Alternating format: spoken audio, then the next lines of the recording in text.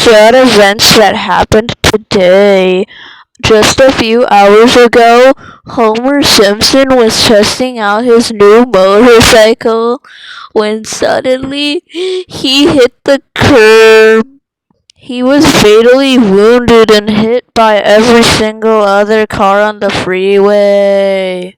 His family is having trouble grieving the sudden death. The funeral will be held in 2 days.